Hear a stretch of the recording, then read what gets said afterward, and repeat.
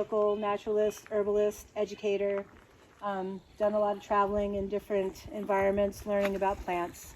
I went to university at the University of Massachusetts in Amherst and studied environmental science and forestry, and then traveled around the country for many months with my dog backpacking, and then wound up in Portland, Oregon and studied edible medicinal plants for 5 years with Cascade Anderson Geller, and eventually moved down here to Southern Humboldt, got a teaching credential, and have been teaching at Children's House for many years at Beginnings in Bryceland. I love living here in Whitethorn. The plants here is really what drew me to this area. There's so much diversity, and I love learning about plants wherever I go, but here it always brings me back because I just love the edible and medicinal plants of this region. And so as we're going on this hike, I'm going to be talking about not every plant out there because there's so many of them, but we will talk about many of the plants and some of their edible uses and some of their medicinal uses, and some have both. I brought some books with me. These are books that I like to refer to sometimes, and they're really great resources for people, especially people that don't necessarily have a lot of knowledge yet in edible and medicinal plants. This is actually a really good place to start. This is Edible and Medicinal Plants of the West, and this is by Gregory Tilford, and he's a great naturalist and herbalist from Montana. And even though Montana is definitely, a different bioregion, there certainly is crossover with plants. And it's a really good pictorial as well. There's a lot of great pictures in here that help people. It's not just a field guide where people have to key out plants, because that's a skill that you learn, and not everyone has that at this point. So this is a great book, and I'm not sure if I want to pass it around or not, but everyone can just look at it, I guess, since we're, keeping our distance. Another great book is this Peterson's Field Guide of Western Medicinal Plants and Herbs. When I first moved out to the west from the East Coast, I was very sad that there wasn't a Peterson's Field Guide for medicinal plants, because there was an Eastern one when I was in college, and I used it all the time. And I said, well, there must be a Western one because there's so many medicinal plants in the West. Well, this one didn't come out until I was living here for quite a while. But this book is by Stephen Foster and Christopher Hobbs, who are two amazing botanists and herbalists. Very, very knowledgeable people. They have an incredible wealth of knowledge. And this book definitely airs more on the side. It's a field guide, so it has range maps and different things like that, and ways that you can key it out. But it also has good photos, and it is a good resource. And then the other book that I brought is this book, Medicinal Plants of the Pacific West by Michael Moore, who was also a renowned herbalist. Not Michael Moore, the filmmaker, but Michael Moore, the herbalist, who unfortunately is not with us anymore. He passed some years ago. But he was also an encyclopedia of knowledge. Unreal how much information he would have. And he also has the medicinal plants of the Mountain West and a medicinal plants of the Desert West. But I only brought this one today because that's what is applicable to the plants we'll see today. And this has, more line drawings in here and a lot of good information, but there are some plates of colored pictures as well. And what I really like about Michael Moore is that not only was he an amazing resource of knowledge, but also he had an amazing humor. He was incredibly witty and was kind of an unusual guy, but was really, he had a very dry sense of humor, and you'll see that in this book when you read it. And I really enjoy that. So this is also a great resource for everyone if you're interested. Okay, so I'm going to put these down, and we'll start by looking at the plants here in this area. And the reason that this area, we're going to be in this area here right in front of the bridge and over the bridge for quite a while, and there's a reason for that. Can anyone guess why that might be? What do we have here? Where are we as far as in the landscape? River? Yep, we have a river down there, so we're in a riparian zone. And then what else?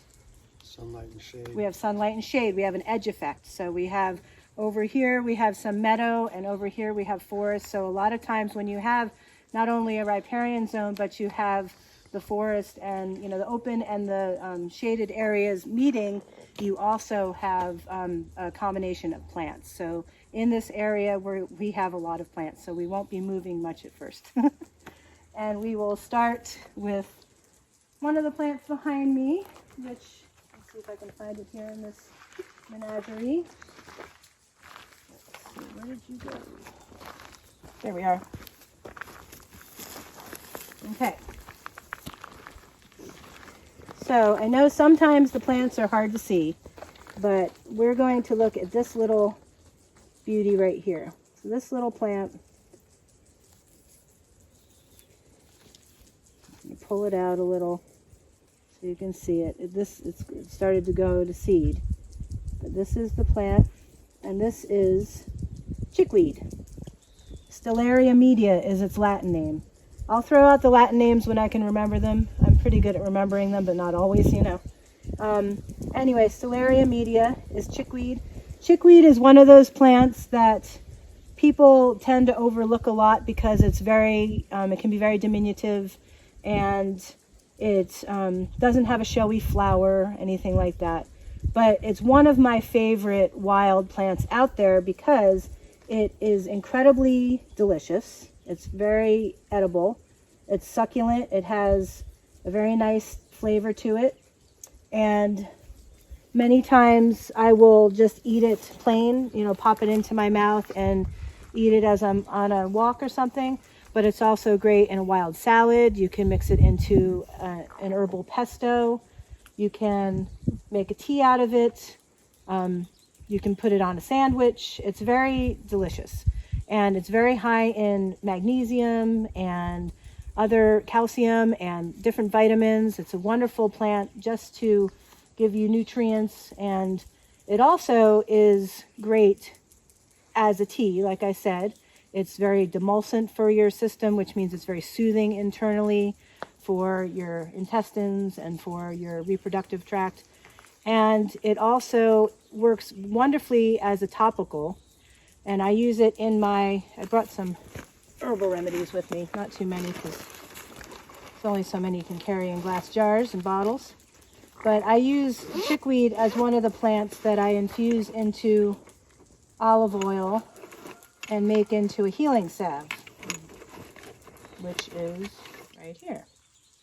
So usually I pass this around. I'm not going to, but this healing salve is wonderful because you can put it on, you know, chapped lips, or you can put it on burns or cuts, bruises, rashes, mosquito bites, dry chapped hands. My daughter the other day said, "Mom, can I have one of those for my friend at school? She washes her hands so much now and her hands are so chapped." I was like, "It's okay." And so chickweed is really one of the plants that lends its soothing qualities to this healing salve. And another thing to use chickweed for topically is as a soothing eye wash. So you can make a tea out of it, cool it, and then if you have red itchy eyes for one reason or another, whether it's allergies or something else, then you could use it as a really cool soothing eye wash, either in like an eye cup or on a cloth where you would lay it over your eyes and let the, you know, herbs sink in and soothe. So chickweed is one of those great little plants out there, wonderful edible, great medicinal qualities, and we'll leave it at that. Actually, I want to say one more thing about chickweed because I love this plant so much. Another thing I just wanted to mention about chickweed is that when you're looking, it has a cousin here in the area, and it looks similar, but it's not the same plant. And so this plant, when you're identifying it, it has a real, like I said, succulent stem, and it has little opposite leaves. So the leaves are opposite each other on the stem. And as you go to each leaf node, so that's where the leaves meet the stem, there's a leaf node there. There's a little line of hairs on one side of the stem. And at each leaf node, it tends to change the side of the stem that the hairs are on, which is very unusual. I don't know why it does it, but it's just one of those distinguishing features about how you can identify that as opposed to its cousin that looks very similar but is kind of hairy all over. The stem, the leaves, everything. And another thing about the flower of the chickweed is it's a very small little white flower. It kind of looks like a teeny little daisy. It has 5 petals, but the petals are so highly dissected, which means each petal has a really deep lobe in it that it looks like there's 10 teeny little petals of the flower. But the flower is literally, you know, the size of my pinky nail or even smaller. So it's not a very showy flower. So we'll move on to curly dock, or Rumex crispus. And, you know, dock is one of those plants that also has edible and medicinal qualities. The leaves, especially when they're young, are a good pot herb, which means that you can kind of put them in a pot and cook them up with a soup or a stew.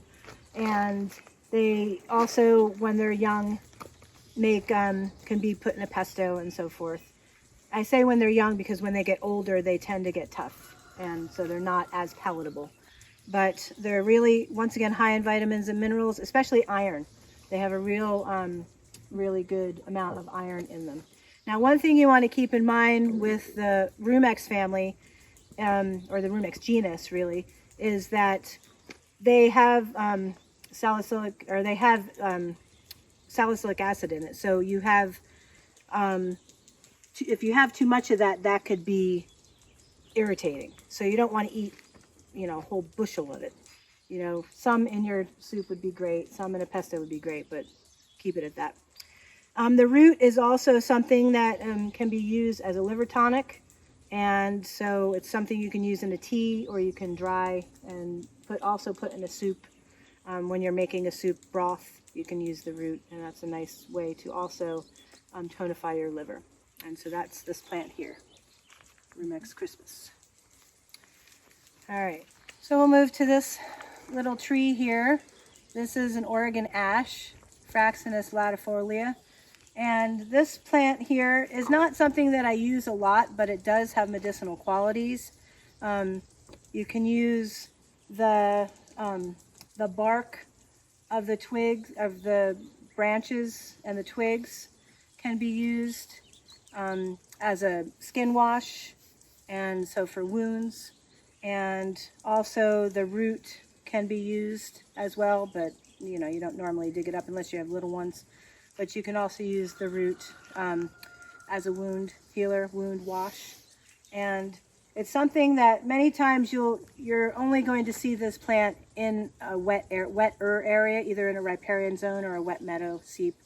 It's not something you're going to see in a dry upland situation. And what I love about this plant is that it's pretty darn tenacious. You'll see it will grow in its good area, in its zone, very readily. But I love the compound leaves. So when you look at this plant, this is all one leaf here, even though it looks like different leaves.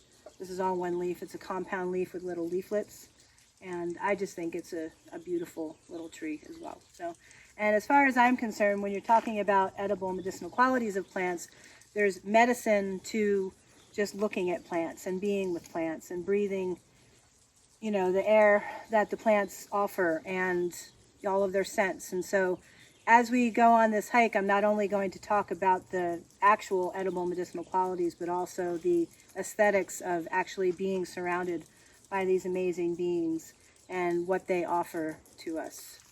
This plant here, this is a very common weed, shall we say. Weed, people use that word, you know, a rose bush is a weed in a cornfield, right? I mean, a weed is a term that is, you know, a plant that is somewhere that you may not want it to be. But this plant here, this is plantain.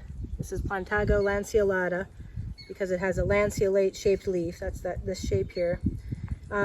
This plant is also in my healing salve. It works really well with chickweed because it also has very soothing qualities topically, and is very wonderful to make as a poultice. So if you chew up the plant and put it on a cut or a burn or a tick, it helps. It has very good drawing qualities.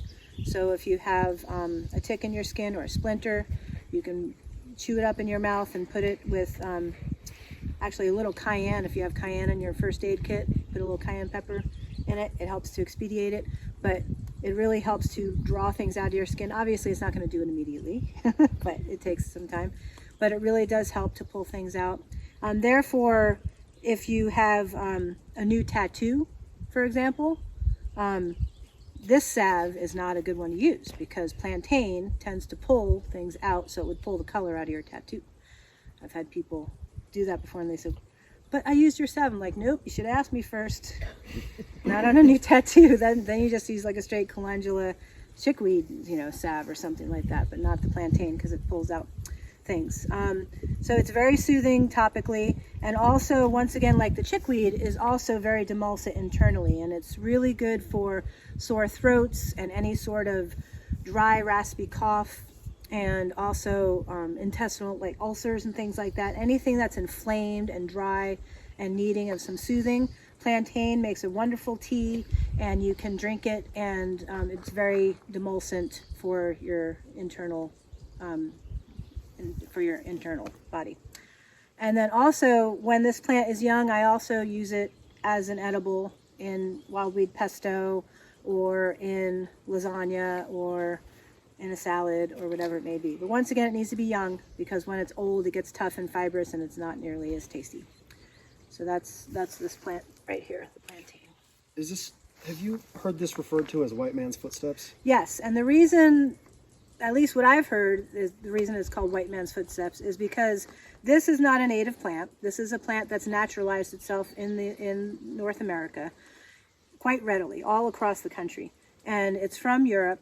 And so when the European settlers came to the east coast of this country, they brought this plant because it is so high in vitamins and minerals, more so than things like spinach and other things that you might grow in your garden, that they brought it as a plant, or they brought the seeds. So as the European settlers made their way across the country, they brought this plant with them. Wherever the white man stepped, this plant would show up. And so that's what I heard is why it's called white man's footsteps, is because it came with the white man to this continent. It's not a native plant. But, the way that I look at things, it's here, and it naturalized itself quite well, and it's very usable and medicinal and edible, so I do use it. But it will, in your garden, it will want to grow everywhere, so you might have to take it out and eat it. So this is the next plant that we're going to talk about, and this plant can get taller than me, which isn't saying a lot. I'm only 5'2", but still, when you're talking about an herbaceous plant that dies back every year and then comes back, from its roots, it's pretty impressive. So this is cow parsnip, Heracleum lanatum, and this plant is in a family, in the umbelliferary family, which has the flat white umbelliferary flowers. There's some plants in this family that are toxic, so it's really important to know what you're looking at before using it. Now this plant luckily doesn't look like a lot of the other ones. It has a completely different leaf. It doesn't have a real feathery leaf, really highly dissected leaf like some of the other plants in this family. But this is more of a palmate type of a leaf. Anyway, so this plant is, when it does get tall and stately, it has a nice big white flower, a flat white flower on top, and the roots can be used as a tea to stimulate nerve growth after injury, and you can use it as a poultice also on the area if you have any sort of nerve damage or whatever it may be. And then also you can use it topically for tooth pain and for gum abscesses. It also will help with the pain of that. So the seeds also are good with the teeth.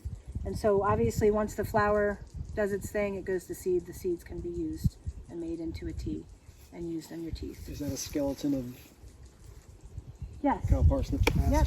So if you look behind me, you can see the old flower head back there, and it has that umbellifery shape, kind of like a flat flower shape. Yeah, and it's a beautiful plant.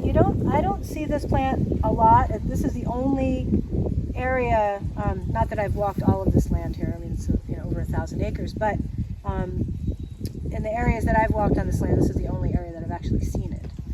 So do you have some down by you? Yeah, but again, it seems to like the riparian. It does like the riparian zone for sure. And so, yeah, so this is a really beautiful plant, and it has very, very juicy stems, shall we say. And because of that, it's good to always keep in mind that when you're handling plants that you don't know, there's always a possibility of contact dermatitis. You may get a rash if it's a plant that you get the latex on you or whatever it may be. You just want to keep that in mind, that you don't want to just all of a sudden rub a plant that you don't know all over your body and be like, oh, this is a great plant, and then you have a rash all over your body. It's important to keep that in mind. So, cow parsnip. So here you have some Western Sweet Sicily. Osmoriza is the genus. I can't remember the species right now.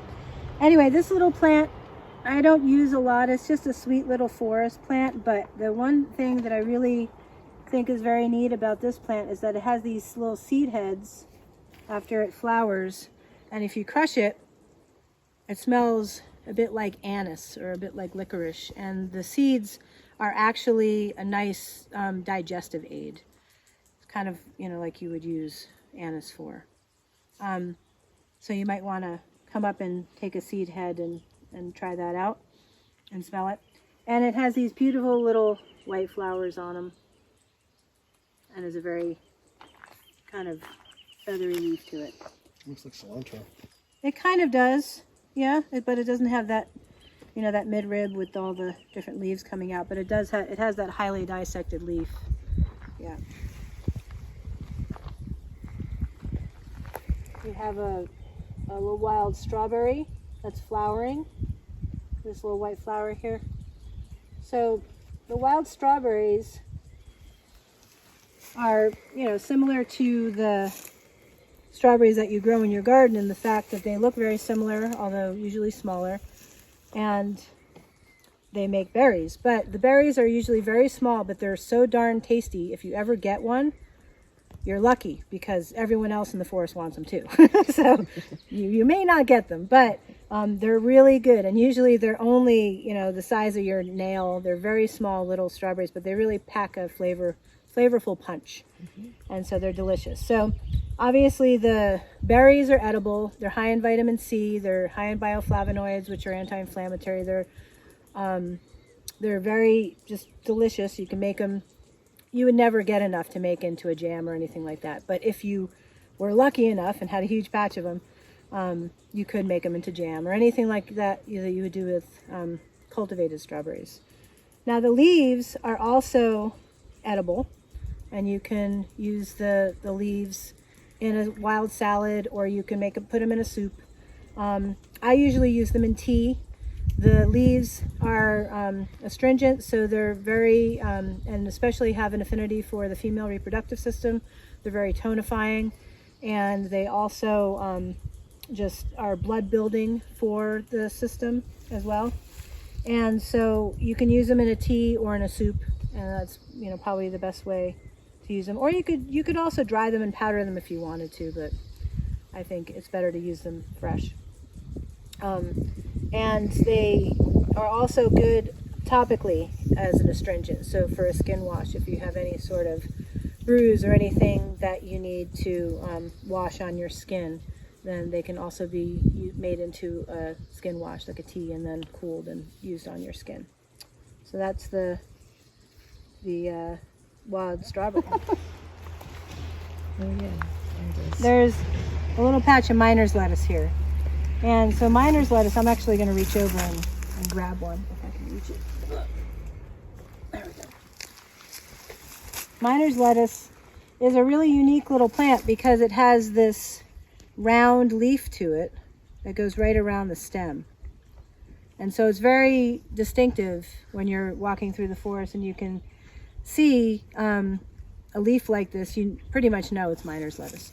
So, and right now this miner's lettuce is flowering, so it's a very sweet little thing. This is very similar to the chickweed in its edibility. So it's very succulent. It has a really wonderful light taste that you can put in wild salads, or once again you can mix into pesto, or you can put in soups. But I usually prefer it fresh because it's very juicy and succulent, and this has a really nice flavor to it. And so it's a great edible. It would be great on a sandwich too, if you're, instead of lettuce, to put some miner's lettuce if you have a whole bunch of it. And it's just a wonderful addition to the forest, I think, because of the way it looks. It just has a whole different look to it with its leaf. The leaf is wrapped around the stem like that. So that's Montia perfoliatum is the Latin name. And there's a nice little patch right here if you want to look at it, and it's all flowering. Some of it has gone past flower, but this plant is called self-heal or heal-all. Prunella vulgaris is the Latin name. And this is another one of those little weeds that grows in the forest or in your garden. It makes a really, here's an old flower stalk right here, this little brown thing. It makes these really pretty elongated purple flowers. The bees love them.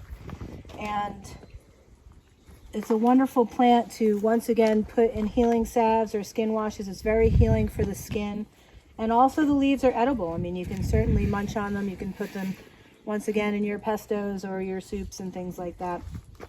It's a wonderful addition to the forest, I think, because just in walking around, you know, if you don't want to always eat the same plants, you got a bunch of different ones around here. I love that. So this little tree here, this is a hazelnut. And this is a really, I mean, you can feel the leaves. It has a really nice fuzzy texture to it. I love hazelnuts. And they do produce these beaked hazelnuts that, once again, you're going to be lucky to get one before the squirrels do. But they do produce edible nuts. But they are in a bit of a beaked covering that kind of comes out, and then you'd have to take it off to get to the actual nut part. And as you know, hazelnuts are delicious, and they're high in essential fatty acids and all sorts of great things. But you're not, probably, unless you're actually protecting it from all the critters in the forest, you're not going to get enough from your hazelnuts to actually eat them. Maybe get one. But that's, you know, something that's obviously important is the wildlife, you know, this is their food. And, you know, we as humans, you know, can certainly forage in the forest, but we don't necessarily need to. Sometimes you might, so if it's a survival thing, go for it, obviously. But you want to leave as much as possible for the wildlife. It's not, you know, it's not a race, it's not a competition. You're not trying to get to the hazelnuts before the squirrels, because it's really for them and other creatures. Is it the same variety that we would buy in the store? No, there's a cultivated variety. They produce bigger nuts and such. Yeah. But another thing about hazelnut that is good to know, even though the leaves are kind of small, they're really soft. So they can also be used as nature's toilet paper if need be. Because you never know when you gotta go. And you don't always have toilet paper on you. So that's another thing about the hazelnut. Okay, and then this tree here is a big leaf maple, Acer macrophyllum, and as you can see, there's a reason it's called big leaf maple. It has big leaves, and as opposed to the vine maple, which we'll see a little further along, which has much smaller maple leaves. Now, a lot of times when people think about maple trees, they think about maple syrup. There are certain maple trees in this country that have a higher sugar level. The sugar maples back east are much more of a higher sugar content, and that's generally what they make maple syrup out of. However, you can still get the sap out of these big leaf maples, and it's very, it doesn't taste like maple syrup. It's different. It's clear, and because they have to cook the sap down to make a maple syrup. But it's a clear liquid, and it still is tasty, and it's very tonifying for your whole body. You can use it, you can drink it, you know, internally. And then also the flowers, which, you know, it's past flower time, but the flowers, they have these nice droops that come down and hang. And those flowers, and I wouldn't take all of them obviously because they're necessary, but you can fritter them. You can batter them and fritter them. They're quite nice, light tasting treats. And so, and not only, I love big leaf maples, one, because they're just so beautiful. They offer some of the best shade around. And in a place where it gets really hot, you obviously want some good shade. And big leaf maple is your friend in that regard. Okay, so we're going to look at this plant. And this plant is called hedge nettle. And Stachys rigida is the Latin name. It's in the mint family. It has a square stem. Some people call it stinky mint because for some people they think it stinks. I don't mind the smell, but I can't say it's my favorite smell. Now, I like this plant a lot in the forest because it usually, when it lives in community with all the other forest plants, it's kept in check. When it's in your garden, you want to get it out as soon as possible because it will make a mat of underground roots that weave together, and you'll always have it in your garden. But it is a medicinal plant. You can use this plant. It's good for migraines and headaches. So you can either make a tea and drink a tea. A lot of times I would mix it with a little bit of rosemary from your garden. And so you can slowly drink the tea. You could also make a tea out of it and then put a cloth into it to make a compress to put over your eyes and lay back if you have a migraine. And when it flowers, it has a beautiful pink flower. And you'll see, if you're familiar with the mint family, you'll notice that it has very mint looking flowers. The bees love it. And so it's a really a wonderful plant, and it is edible. However, it's a survival food. If you're like really hungry and you need to eat something and this is what you have, then eat it. But it's kind of like a wet flannel shirt. It's very fuzzy. It has a really nice texture to it when you touch it, but trying to eat it may be a little bit more challenging. So that's hedge nettle, Stachys rigida. And this one's actually pretty tall. A lot of times they don't get this tall. But. And may I ask what these are, because they're also everywhere? Yeah, these these ones are wild carrot. They're coming up. Oh. Yeah, Daucus carota, and they're also in the family with the cow parsnip, and will make an umbel type flower, but much smaller. They usually only get to be about that tall. And the seeds have been used. Like if you're pregnant, don't eat the seeds. I'll just put it that way. The seeds have been used in that way. And the root really does have a very carrot smelling smell to it. Now, what I was saying earlier about the plants in this family is that you really want to be careful because there's things like water hemlock and so forth that have a similar look, but can be very toxic, especially to small children. So you want to be careful using that family. So here you can see it's looking more like a carrot. Can you see that? Yeah, so it's getting a lot taller. Anyway, this the white clover here. You can see it's flowering. It's the white clover, and here's the leaf. The clover leaf is right here. And I tend to use red clover more, which I grow in my garden because it really is a wonderful blood purifier and so forth. But the white clover can also be used. The leaves are edible. Once again, you can use it in as a pot herb in a soup or anything like that, or mix it into your, I keep saying pesto, but pesto is one of those great things you can blend wild weeds into. And a lot of times I make a wild weed pesto. I don't even put basil in it, just to make a point that you don't need basil to make pesto. You can make pesto out of pretty much any greens and your olive oil and garlic and some sort of a nut or seed. And so the white clover is a nice edible as well. And that's mainly what I use it for, is that. A couple plants right here. So this plant right here is Cascara sagrada, Rhamnus persiana. And this a lot of times gets mistaken for California Bay, which is right over here. And also up there, it's a bigger tree, but this is the small one right here. So this, the California Bay, which is Umbelliferae californica, it has a bit more of a pointed leaf. It has a more leathery leaf, and it has a scent to it. So if you take a bay leaf and smell it, it's very pungent. Even if you just rub your fingers across it, it's very, very pungent. And so back to the Cascara sagrada, this plant right here will get into a fairly good sized shrub, and will you can use the bark as a laxative. Now the thing about using the bark is that it has to be cured for at least 1 year. How did I figure that out? You know, trial and error. Did people die in the process? You know, that's. Well, think about laxatives, and I'll just leave it at that. You want it to be effective, but not too effective. So, yeah, it's definitely something that, you know, if you're going to use it, and I would use a shrub that's bigger than this because you're going to get more bark off of it. You want to, you know, take a branch and whittle the bark off of it, and then basically dry it and cure it for like a year before you use it. And it is an effective laxative. But as with any laxative, you don't want to use it too much. You don't want to become dependent on laxatives.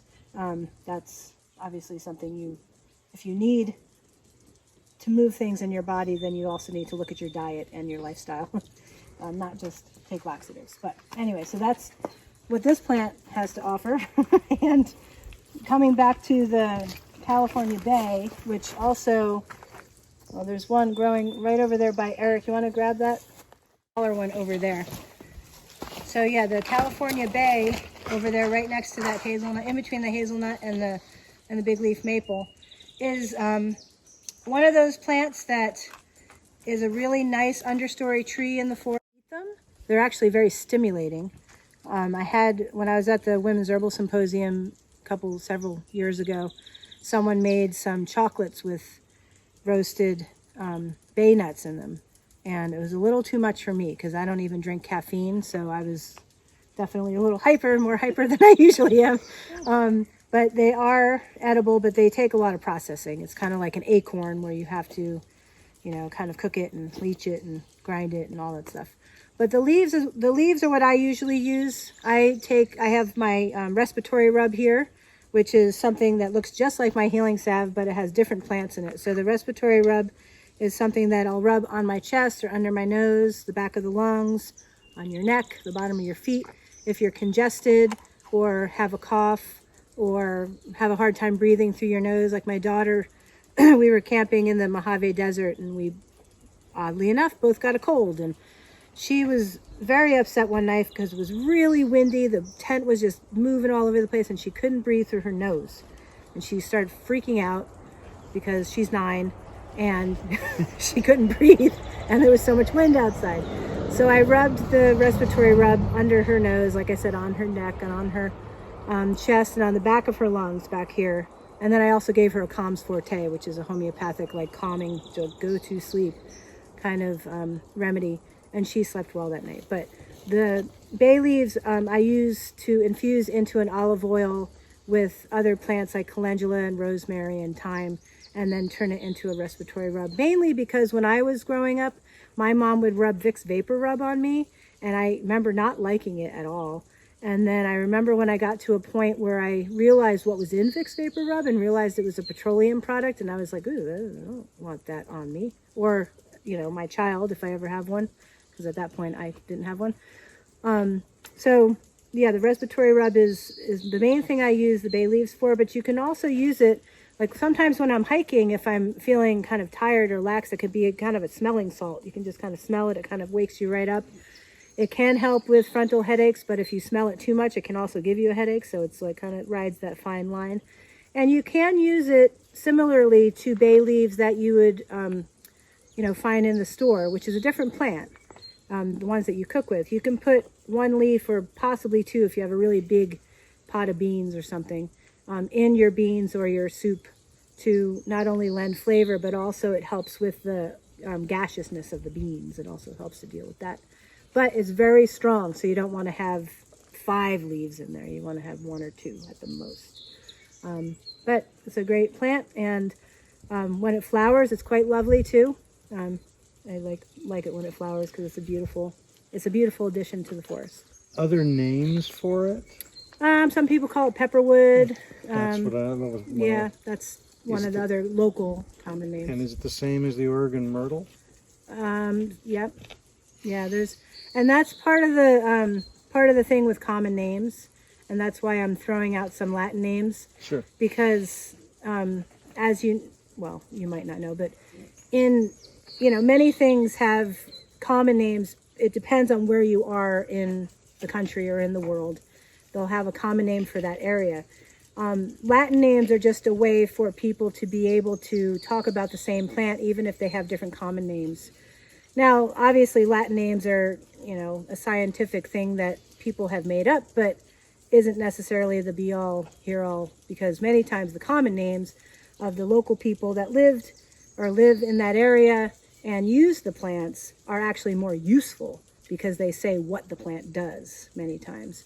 So it's neither here nor there. They're both Latin names and common names are useful and used a lot. But yes, it does have those other names as well. If you wanted to point it out, there's a pepperwood tree right here. Yep, there is one here, and then we're going to walk right by one over here too as we start crossing the bridge. So maybe we'll do that. And I have my bag. And here is a vine maple. I love vine maples. I think just, that we talked about the big leaf maple and how, it has its wonderful qualities. And vine maples are, just so beautiful the way that they grow. I love looking out over here, over the Mattole, and seeing how these vine maples are just branching, spreading out, kind of casting a wide net of love over the river. All right, so this is a Pacific yew, and so this is Taxus brevifolia, and many people confuse it with a small redwood because the needles look very similar. Now, it's up to you if you want to taste it, but if you've ever tasted a redwood tastes very evergreen, shall we say, which is not very descriptive, but you probably would know what I meant if you tasted it. It just has a nice kind of pungent, taste to it. It's a bit resinous, but it has a nice kind of evergreen, like what it smells like. If you tasted a yew, it tastes a bit like chewing an aspirin. It's very intense. So I don't, if you want to try it, go for it, but I don't advise it. But this yew tree is probably pretty old. They tend to be, in the understory. They don't grow very big. They tend to sprawl out and be more kind of, old and crooked looking. But I love just looking down at this one. It really spreads out and hangs over the river quite nicely. Now, the yew, unfortunately, got very popular. I think it was back in the 80s, where I can't remember exactly when they were cutting down a lot of the Pacific yew to isolate the, and make Taxol, which is as an anti-cancer. And so they were really coming after the Pacific yew trees, which, it does have that quality, but at the same time, they grow slowly and they're, I feel, an integral component of the diversity of the forest. And so if you ever are going to use a yew, you can use, the tips or even the branches. And I've known people that have made rubs for tumors, especially in the breasts. I had a friend who used to make a breast, like a kind of a booby butter, like a breast butter to rub on tumor breasts, or breast tumors rather. And the yew is good for that. Now it's more of a topical thing I would use it for, because it is very intense and is not very tasty. But it does have those qualities. Is that a yew right over there that's under a little halfway up? Yeah, I believe so. The mossy one? Yeah, kind of beyond the other That kind of vine shows maple. how it grows in the forest. That's Right. just what you were saying, kind of mid-height. Exactly. It's one of those, understory trees. And they a lot of times they don't really have an upright growth. They tend to really grow over and hang, like both of them are hanging over the bank of the river. I mean, if you looked at the root here, it's right here on the edge, and then all of the upper part is hanging out over the river. But it's one of our really magical medicines in the Northwest here. Talk about the berries. Well, yew berries are. Well, do you want to talk about the yew berries? Do you have a story? No, I just know that them when you can, Uh-huh. and definitely think of them as a precious food commodity. They are precious. I don't see them very often, and probably because they are a precious food commodity, and the natives in this area, the squirrels and the chipmunks and the birds and all the other great creatures that love to forage and need the food, will get them first. But yeah, they're certainly a good commodity, and many times, in indigenous cultures, many of these foods and medicines were used in many different ways. And I can't speak to that personally because that's not, who I am, but I, know that a lot of the plants in this area have even more uses than what I'm talking about, because I don't live off the land and people before me have. And so I think that's always important to look at. And another reason why it's really important to always respect the land, to not only think about who came before you and who is here right with you, but also who is coming after you. I think that's really important to keep in mind. So moving on to this shrub here, this small tree, this is a western serviceberry, Amelanchier utahensis. And unfortunately, it just finished flowering. I kept driving over the bridge and I was like, oh, it's going to be flowering, but it just finished. It has these pretty little flowers, these little white flowers, but it is making berries right now. So the flowers, went to seed were pollinated and are making berries. And the berries are edible. Once again, I don't really usually eat them because there's never enough of them to share with the wildlife, but they are edible. And I know that they've been used in the past for kind of like power bars, like pemmican and fruit bars and nut bars and things like that, where you'd mix wild plants together. But they are a good munch if you do get a chance to eat them. But like I said, kind of like the hazelnuts, they'll probably be gone before you know it. Kind of like the cherries in my yard, they're gone before I know it too. But this is a great plant to have around. All right, here's another day. Let's get across the bridge.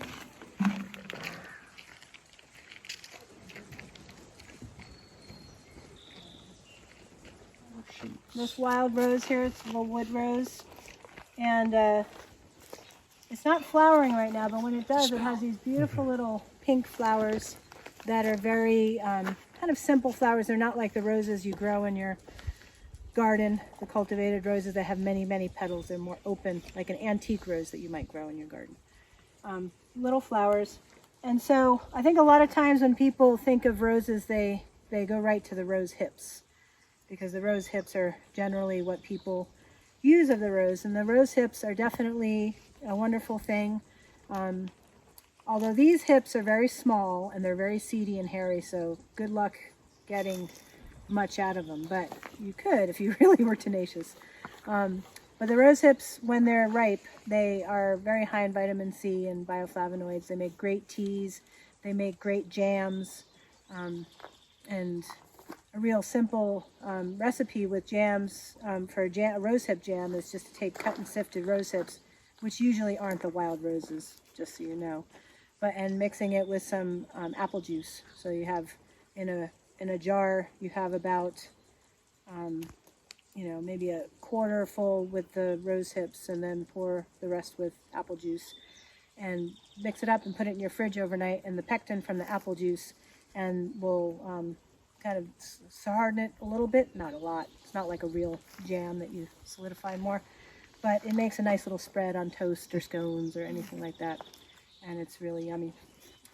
But another thing about the roses is that it's not just the hips. So the flowers are also edible, and they can be put in salads. Once again, anytime you're using wild plants, you always want to keep in mind how much do you have around you.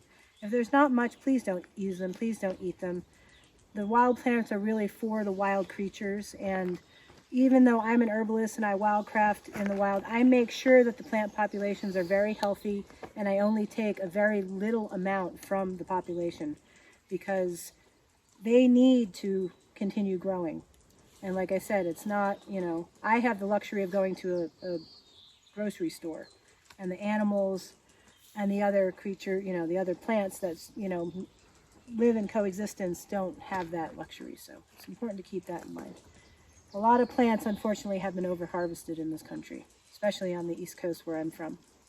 So anyway, back to the rose. If you have a wild rose growing in your yard, I have behind my outhouse, I have one that's, massive. So when it flowers, yeah, I can take some of the flowers. This one I wouldn't, it's a small little community, they're small plants. It's in the forest, far enough from my house, I don't need to take the flowers off of it. But the flowers, petals are edible, they're nice in a salad.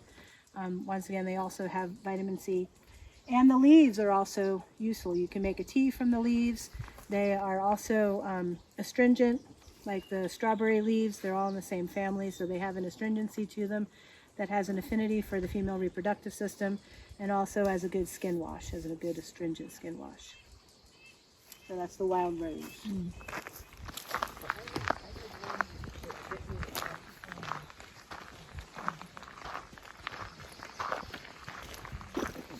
So here we have a red huckleberry, and here we have an evergreen huckleberry. Is that the same as blue huckleberry? Well, sure. I mean, there's many different huckleberries. And so here, this huckleberry is deciduous. This huckleberry is not. Hence the name evergreen huckleberry. So this is Vaccinium ovatum, and this is Vaccinium parvifolium. Anyway, these have little red huckleberries. And so if you look closely, it has flowered, and they already have little berries starting on here. Now, if you've never tried a red huckleberry, you should taste one in your life, because they are good. But once again, good luck getting them before the wildlife do.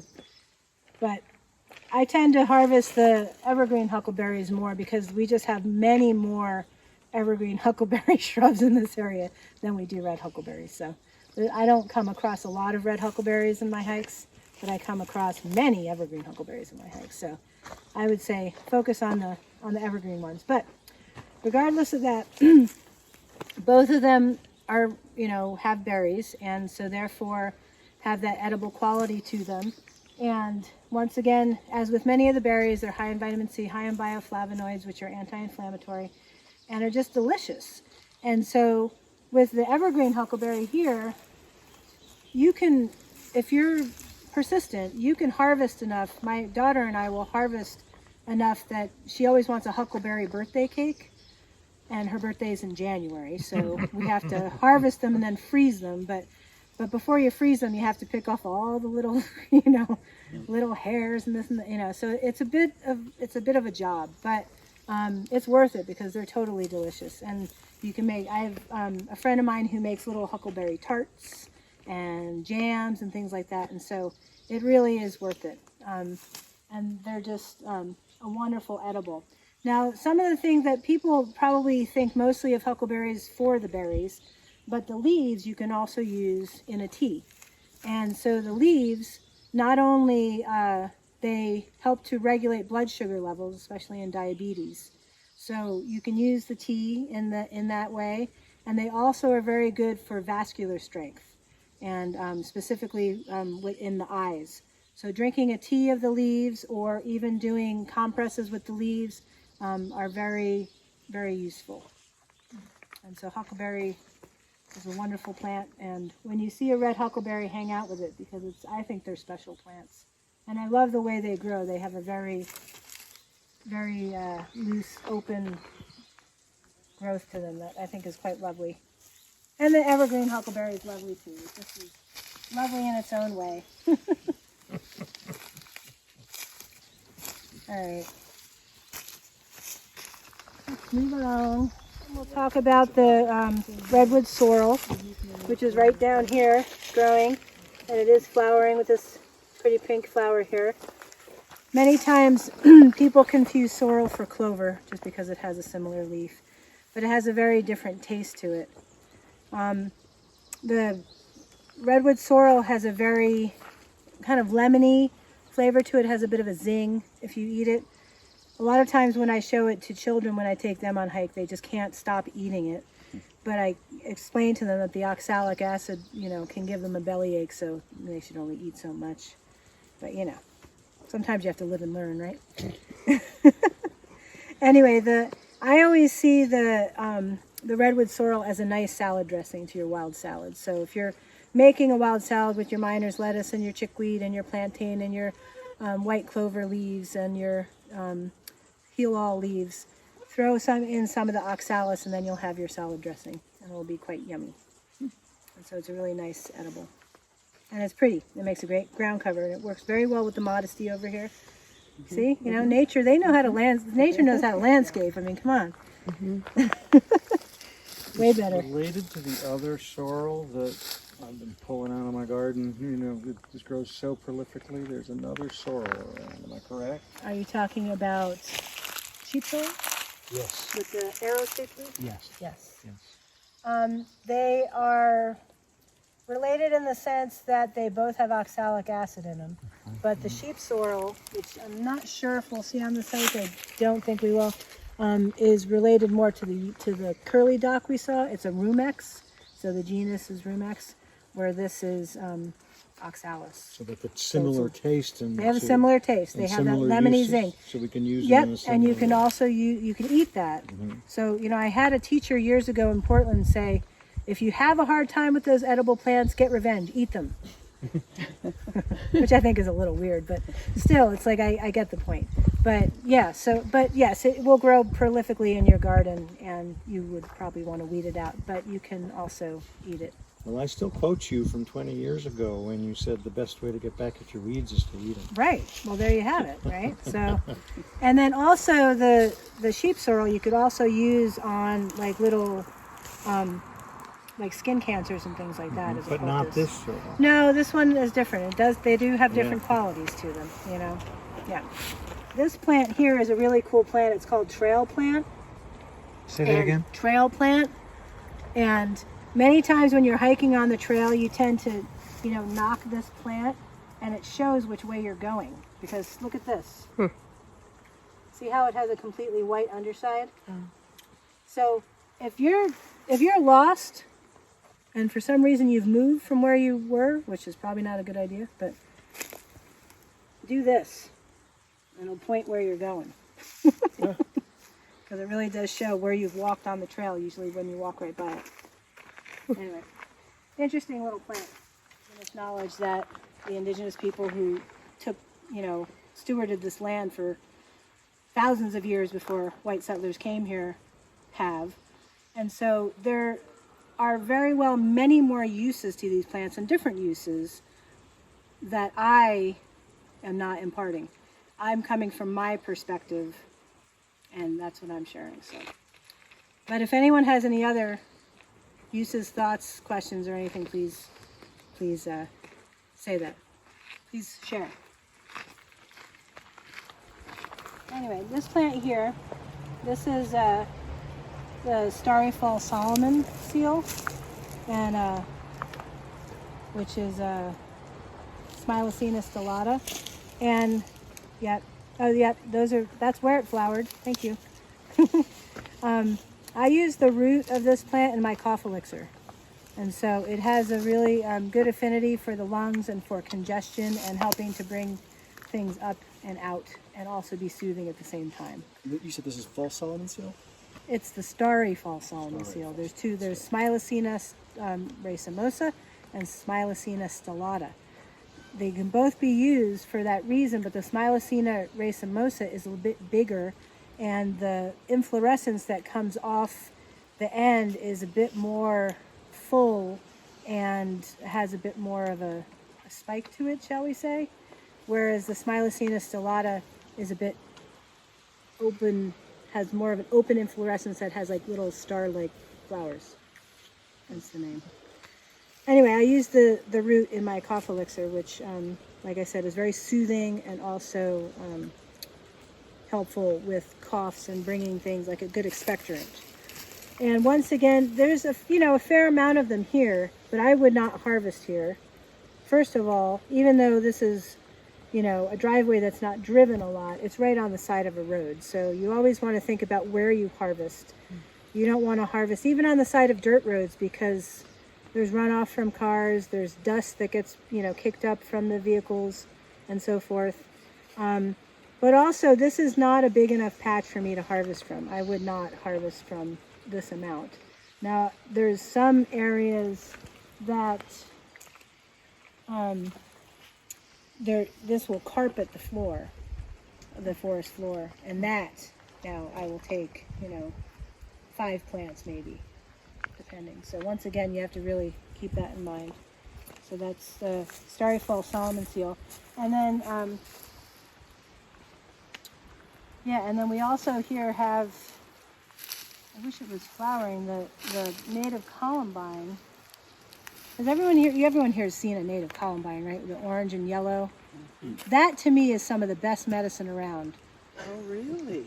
I have lots in my yard. I don't use it internally. I just look at it. It gives me the most joy. That's what I was going to Ever. say. That's what I was going to say. Exactly. It's one of my favorite wildflowers because when you see it, it's amongst all this green, and it's on this very thin little stem, and it's just this almost like firecracker of color, and it's just amazing. Or some people call it duckfoot because it kind of looks like duck feet. Vancouveri hexandra. Very sweet little forest plant that if you look at the flower, you can see why it's called an inside-out flower, because it the petals go kind of back like that. It's pretty sweet. I don't really use it. It does have medicinal qualities. You can use it once again as an antiseptic skin wash and such, but I don't really ever use it because this is probably one of the bigger patches I've seen. You don't really see a lot of it, and once again, I'm not going to use it if there's not enough to use it. And plus, as you can imagine, there's many plants there's overlap in plants and uses that you can, things that are common in usage. So if you have something else that's, grows much more commonly than another plant, then I would certainly use that instead of the other. But anyway, I wanted to point this out because this, I think, rivals the columbine slightly. They're so pretty. And it's a really nice patch of them. Maybe too late in the season. The trillium have already flowered, but there are some flowering days. Now, a trillium is pretty obvious, I think, why it's called a trillium, right? Why is it called a trillium? Three of what? Three leaves. Three what? Victoria? 3 leaves. Yep. 3 petals and 3 more Sepals. Yeah. Yep, exactly. So, yeah, and I love finding trillium. Where I grew up, we had trilliums, but they were so rare that, it was always say, you never, ever pick one, which I don't really ever pick them here either unless I grow them. But when I remember I lived in Oregon before I moved down here, and I remember going on a hike and I saw so many trilliums, I almost fainted. I was like, oh my gosh, there's so many of them. They're beautiful. Now, trillium does have medicinal qualities to it. Another common name for trillium is birth root. And it has birth root or Beth root, either one. Beth root or birth root. And the reason it's called that is that the root has been used in postpartum hemorrhaging. So it can be very useful in that, but once again, I wouldn't necessarily go out into the wild and harvest one. But if you have a patch of trillium growing at home, which you can get them growing if you have the right conditions for sure. Then you can certainly use them. So, well, this spot here, I like to I call these redwood trees the Three Sisters. That's my name for them. I've called them that for years. Yeah, so. so great. And I've we're on the called same them that page. for Awesome. decades. Because they're so gorgeous. They just, form this wonderful community, not just, hanging over the Mattole River and Stanley Falls, but like we were saying, there's a really nice patch of trilliums down here and other plants that grow in community with the Three Sisters, the redwoods here. And this is usually where we have our lunch break, is here at Stanley Falls. Now the water level's a little low this year, but still running, which is good. Thanks to the forbearance program, Sanctuary Forest. It really helps. We're on top of this culvert here. Okay, so I'm going to talk about this little stream violet here. Now the violets already flowered in the earlier spring, and the stream violets are pretty little yellow flowers that, give us their sweetness in the early spring.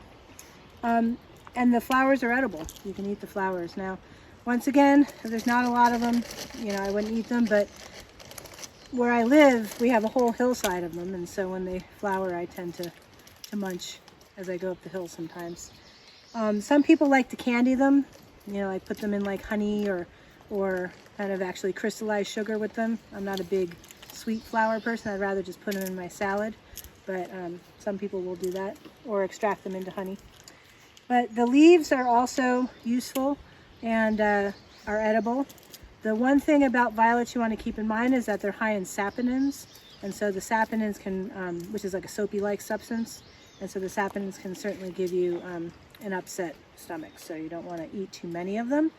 But the leaves have been used in many remedies as anti-tumor agents as well.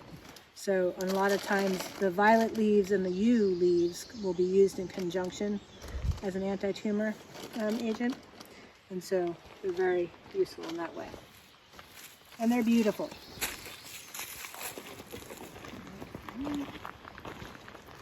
So I respect it a lot and do my best to avoid it at all costs.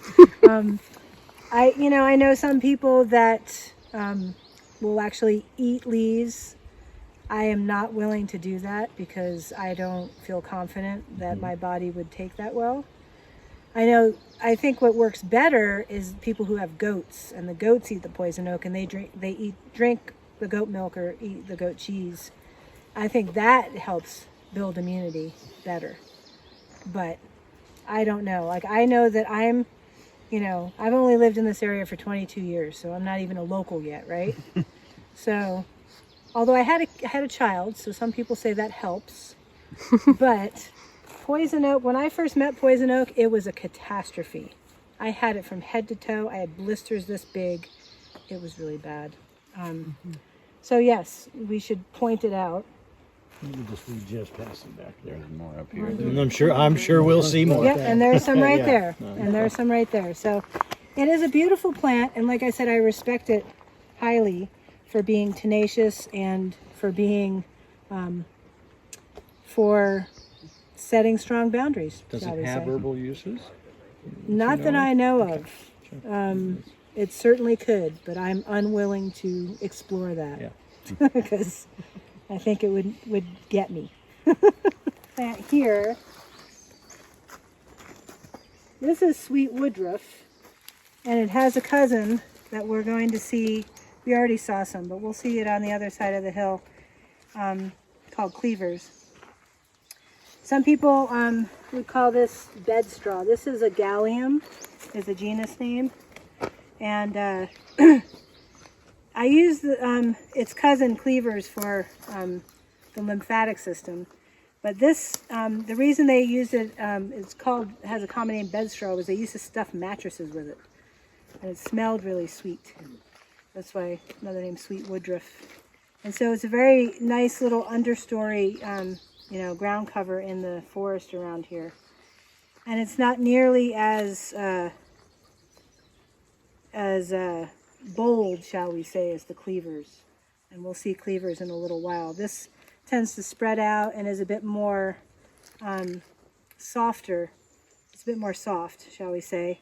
And the cleavers is more upright and, you know, clings to you. But anyway, this is its cousin, Sweet Woodruff. And is also one of the most beautiful wildflowers, I think, out there. The columbine and the bleeding heart are just spectacular. This is a really nice, nice little spot here, nice little community, because it all goes back into there even. Unless I was growing it, I wouldn't harvest bleeding heart, because once again, you know, many times you don't see a lot of it. Sometimes you come across some good patches like this, because there's some over there even. But the thing with bleeding heart is that you have to harvest the root, because that's what is medicinal about it. And what's medicinal about the root is that it's analgesic, so it really helps with pain, and you can tincture it or use it in a tea or use it topically. But once again, if you're not growing it, I wouldn't harvest it, just because you don't always see a lot of it. Is it related to poppies? No. No. No. But look at that flower, huh? And a lot of people confuse columbine and bleeding heart when they're not flowering, because the leaves are kind of similar. Although this one is a little bit more dissected, the leaves, the leaflets. But, you know. Anyway, yeah. So here we have thimbleberry. And thimbleberry makes really nice berries that are similar to raspberries. But the thing with the thimbleberry is that as soon as you pick it, you have to put it in your mouth because it falls apart. Not a problem. Right. Well, once again, the deer will eventually come through here and browse this too, because as it gets later in the season, especially this year, it's a pretty yummy, juicy plant for them. But the berries are edible. They're very delicious. They're just hard to harvest, shall we say. If you're going to collect a bunch, they're going to be juicy in your... I wouldn't collect them in a basket. I'd collect them in a bowl, shall we say, if you're going to do that. Because they're very juicy. They fall apart. But they're very tasty, as all the berries are. They're high in vitamin C and bioflavonoids. If you can get enough, you can make yummy things from them. But once again, the leaves are similar to raspberry leaves, to red raspberry leaves. And you can use them in a tea. They're astringent, they're strengthening and tonifying for the female reproductive system, and they're also good as a skin wash. So all of the plants in that family, the roses and the strawberries and the thimbleberries and things like that, have similar traits in that way, and they're all astringent. And when they flower, have a nice, lovely flower, and then make a berry and make great stands like this. And once again, and they're much bigger. They actually are very soft. They do make a good toilet paper in a pinch. They're bigger than the hazelnut leaves. I was wondering about those hazelnut leaves. You have to get a bunch. You have to get more than one, obviously. But see, these are bigger, right? So, in a pinch, you can use them. So this plant here is called vanilla leaf. This one here, and this is the kind of the end of the flower right here. And I don't really ever use it. It does have some medicinal qualities, but I usually just use it as, beauty in the forest. But it has been used as kind of a vanilla substitute, where you can dry the leaves and crush them. They do have a faint vanilla scent to them, so you can use them in that way. And one thing you want to keep in mind with these is that if you're on any sort of coumarin drugs, these have anticoagulant effects, so you wouldn't want to use this plant just because they would it would be contraindicated. And when it flowers, it is flowering, but that's the very end. It has a very pretty cream colored spike of flower there. All right, well here we have a black-capped raspberry, and they're really nice, yummy berries, but I tell you, you always want to walk with closed-toed shoes around them because I can't tell you how many times they've grabbed my feet. So they're one of those native berries that are delicious and yummy, but will form a bramble and will go across your yard and make a nice mat. So they're a mixed blessing, I guess. But they're beautiful. They make a nice berry.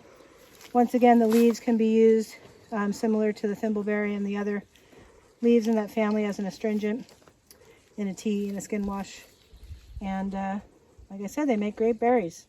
Just don't wear flip-flops around them. Gotten nabbed one too many times, like just now. See, they knew I was talking about. You'll see a lot in kind of wayside areas and, like pullouts and things like that. This is pennyroyal, which is also in the mint family, Mentha fulgium, and it's a nice plant. It really does. The bees love it. The other animals love it. It has a bad reputation, and the main reason it has a bad reputation is because the concentrated essential oil of pennyroyal has been has adversely affected some people, shall we say. It is an abortifacient, this plant. So if you're pregnant, do not drink this plant in a tea.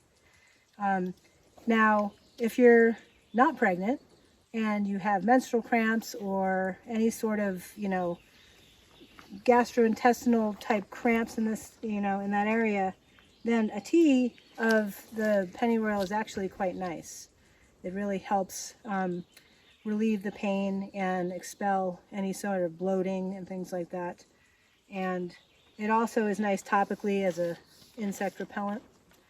But if you're pregnant, it is not a plant to use. And like I said, mainly it's not the, there are unfortunately people, women that maybe didn't want to be pregnant anymore and drank the essential oil. Now the essential oil is a highly concentrated form and extraction of the plant, and that's not a smart thing to do. So I always, strongly recommend people do their research before they use any plants, and especially if it's not in its plant form like this. But you can drink a tea of this and it would be just fine, unless you're pregnant. We have these Douglas fir trees, the Pseudotsuga lenzii, and what I like to point out about these, and this one I can actually reach, where those I can't, are the little fir tips. And they're quite nice edibles. They're very evergreen tasting, so if you're not used to eating wild plants, it might take you by surprise. But they make a really nice tea.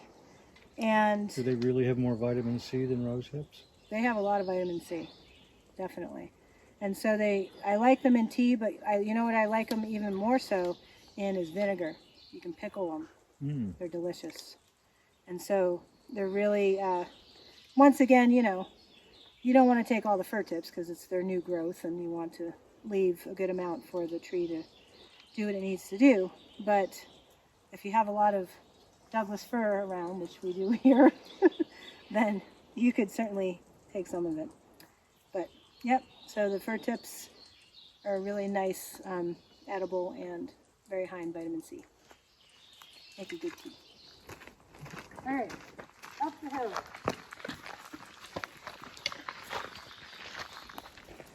Ta-da! You guys know what this is, right? Usnea. Leaves off. This is Usnea lichen. Spell it. Usnea. Lichen. Usnea, okay. Yeah. Thank you. And does everyone know what a lichen is? Not quite a plant, not quite It's not a fungus and it's not a something. It's in between, or it's It's a different. symbiotic relationship between two things. So Annie algae and Fred fungi met and took a liking to each other. So it's an algae and a fungus. Anyway, Usnea lichen, and it's kind of hard to see this time of year because it's really dry. In the winter time when we have, usually when we have our nice big storms and get lots of rain and wind, which we didn't get as much this year, unfortunately, it blows down from the trees and it's nice and it's much more moist. But there are other lichens that you can mistake for this, but what you want to do is very gently in the summertime or spring, summer, when it's dry, you want to try to brush back the outer sheath so you can see this little inner elastic cord type thing. In the wintertime when it's all moist, you can just kind of pull it and it comes apart and you can see this little stretchy string in the middle. If it breaks readily, it's not usnea. There are other, like I said, other lichens and then even mosses that look a little similar to this. Now, usnea lichen is a great thing to use for respiratory infections. I tincture this and I put it in my cough elixir, but I also just use it straight. If there's, there's many different types of respiratory things, but if there's any sort of infection going on, it really gets right down to business and works against that infection. So it really is your friend. And I put it in conjunction with other plants in the cough elixir, because in the cough elixir I also want to see soothing qualities where, if you have dry or raspy sore throat going on, or any congestion to, bring up an expectorant to bring things up and out, or an antispasmodic to deal with the cough and things like that. And then I usually put the usnea in to deal with the infection. So that's what the usnea lichen is good for. And some people call it old man's beard, because I guess it could look like an old man's beard. I don't know. I've never seen an old man's beard that color. But maybe if they live in the forest and long enough, they will get that color, right? But there's also different species of usnea, and the usnea longissima, which you see, does have a much longer body, like a body form. It's like this long. It can hang off of trees. I've seen some in the community park in Garberville where it just hangs off the trees and it can be like this long. So anyway, usnea. Okay, this is a Douglas fir cone. So a lot of times, especially when I take children on hikes, they're like, "Oh, it's pine cone." And I'm like, well, pines do make cones, but so do other conifers, hence the name. But this is a Douglas fir cone, and many times people will tell the little story of the mouse that climbed up the Douglas fir tree and into the cone to get the seeds out of the cone and got stuck there. So its back feet and its tail are still sticking out. I heard that the mouse is hiding from the fox. Well, there's that too. There's many variations, I'm sure. But it's pretty, when you see a cone that looks like this, it's a Douglas fir cone. And so many times I will hold cones up next to each other so they can see the difference. And many times people think redwood cones will be really big because redwood trees are really big, right? Well, they're not. They're actually quite small. But anyway, so yeah, that's a Douglas fir cone. And the squirrels eat them. I find them littered all over my road. Yeah, Definitely. Yeah. Yep, squirrels, any sort of rodents or yep. Good pickings. That's why the mice are still stuck in there. Anita's here, which are Arctostaphylos. There are many species of manzanitas. There's a whole book about manzanitas and all the different species. So it's hard to know sometimes unless you really get up close. There's a madrone right over there behind the manzanitas, and then there's also a madrone on the other side of the road right here behind the tan oak. And the two of them have very similar qualities. They both make berries, and the berries are highly prized by birds especially. Love the berries. They're great wildlife food. But the berries are edible, and even though they're not my favorite berry, they're kind of mealy and not very flavorful when fresh. If you dry them and powder them, you can actually mix them into things, and they have a much more of a pungent taste then, and they're quite nice. So you can dry them and powder them and mix them into cookies or anything, power balls or anything that you like to make. And they really give it a zingy taste to it. And once again, like all the berries, they're a nice vitamin C source. So that's the berries. Now the leaves of both the manzanita and the madrone are, once again, they're quite astringent, but they have a specific use. They can be very useful for things like cystitis and urethritis, any sort of urinary tract infections. And they're also, so that's internally, you can drink them as a tea, but you only want to use them for a very short time because they're very high in tannins. And so that can be very hard on your body. And they're also really good for postpartum mothers for sitz baths.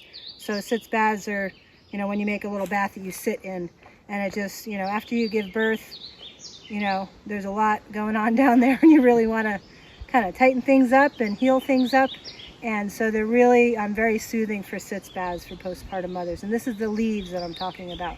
So for that, you would make a tea like you're going to drink it, but then you would put them in a little basin, and you want to cool it down before you sit in it, obviously. But yeah, so it's very astringent, very tonifying, and really helpful for cystitis, urethritis, and urinary tract infections. And there's several different ferns here, if you can see the different ones. So we have here the sword fern, and with its new growth here coming out, this light green. Then we have the bracken fern, this one right here, and the woodwardia fern, or the giant chain fern, some people call it. Woodwardia ferns are really good. If you find woodwardia ferns, that means there's water nearby. So if you're ever buying a piece of land and you want to make sure there's water, look for woodwardia ferns. Anyway, the reason I wanted to stop here is because ferns, these ones have pretty much unfurled, as you can see, but they make these, when they're just coming out in their new growth, when they're unfurling, they're bunched up into these balls called fiddleheads. And so fiddleheads are quite tasty, actually. And There's still a couple there's some that are, unfurling up here, and these ones here, and this here. But so when they're all balled up, you can cut them and steam them, and do various things with them. You could roast them. You can. I know some people have made soups with them. All the varieties? Can you use I don't know if I do the sword fern as much. The sword fern is is tougher, and I would tend toward more of the bracken fern. But you could put the woodwardia fern might be good too. I know back east we had these cinnamon ferns that were amazing fiddleheads. It was like unreal. But some people, I don't really like melted butter, like in artichokes or stuff. But some people like melted butter with them. I like to roast them, kind of like I roast Brussels sprouts, and they're quite nice. And you can put like a drizzle of vinegar over them, or you could just salt and pepper, and they're quite yummy and tasty. So the fiddleheads from these ferns are edible. And we get to pick Okay, if Tim's so we're available. going to talk about this plant. This is one of my favorite native plants around here. This is California spikenard, or Aurelia californica. And this plant is just starting to grow. It can get really tall, taller than me. I know I'm so tall. But, like I said before, herbaceous plants that get that tall are always impressive to me. So I use this plant for a variety of reasons. First of all, the roots I harvest in the winter, and what's nice about the roots is that you can harvest them and they kind of have this real clump of roots, and you can break and piece off and plant it back. So it's not like you're taking the whole plant. You can still put some back and it will continue to grow.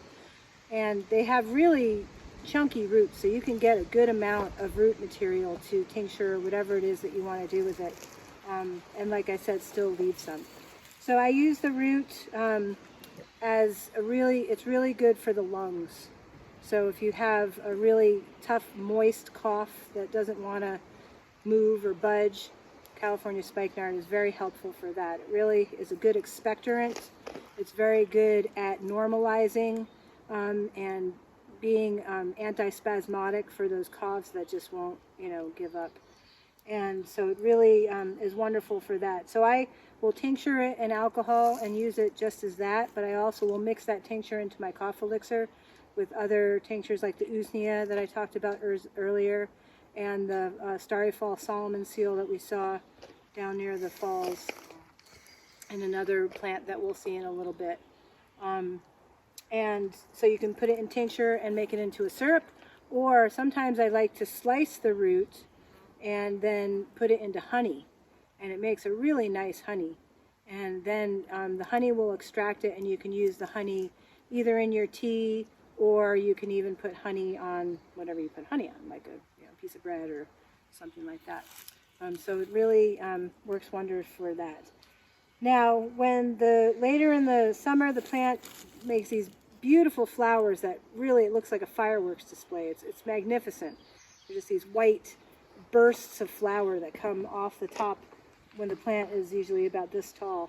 And I love, personally, one of my medicines is just to snuggle with the plant and put my face in the flowers. That to me is some of the best medicine around. I make sure the bees aren't, all over it first.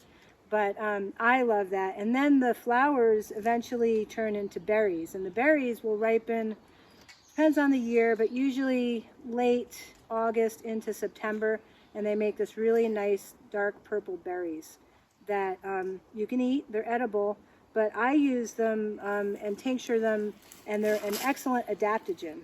And so basically they really help your body adapt to different stresses that you may be dealing with, whether it's going up high in altitude in an airplane or on a bus or whatever it may be, or something else. But it really is a good way to help your body find the equilibrium that you may need. And one of the places that I convinced my partner Cam that this medicine really worked, because people are always skeptical because that's people's nature, I think, especially Cam, was we were in Peru and we were down at sea level, at the ocean, and we were going to go up to this town called Ayacucho, which is, it's at least 12,000 feet. But the pass we had to go over was about 16,000 or so. And we were doing this all in one fell swoop. It wasn't like we were going in stages. And I said to him, we really have to prepare for this because we want to get altitude sickness. And so several days before, I said, let's start taking the Aurelia berry tincture. And I mix it with hawthorn berries too, because it's a nice blend. And so we started taking it. And then as we were climbing up the mountain, up the Andes Mountains in the bus, we were taking more, a higher dosage, more frequently, drinking lots and lots and lots and lots of water. And when we got to the very top, a little bit above 16,000 feet, both of us had a slight frontal headache, but that's about it. And so we did really well. And the rest of the people on the bus, we were the only gringos on the bus. They were all puking and passing out and kind of, and they would look at me and go, bruja, bruja, which means witch in Spanish. And I, agreed. See, as a bruja verde, a green witch. Did they know you were taking a tincture? Oh, they saw me. They were watching me. If I would have had enough to share with everyone in my little area, I certainly would have. But I just had a little bottle for Cam and I. And so, they saw that we were taking whatever we were taking, which they didn't know what it was, but and that we did much better than they did.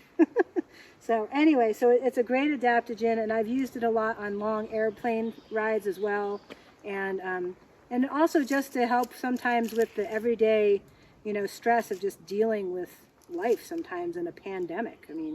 Gosh.